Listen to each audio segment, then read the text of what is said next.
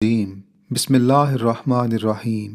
سامعین اکرام، ہماری آج کی پوڈ کاسٹ ایک ایسی بلند مرتبہ ہستی سے متعلق ہے جن کی والدہ نے توحید کی خاطر اپنے بیٹوں تک کو قربان کر دیا۔ اللہ تعالیٰ کو اس بزرگ عالی وقار ماں کی شرک سے نفرت اور توحید کی غیرت میں دی ہوئی قربانیاں ایسی پسند آئیں کہ رحیم و رحمان خدا نے انہیں 1000 بیٹوں سے بڑھ کر بیٹا عطا کر دیا۔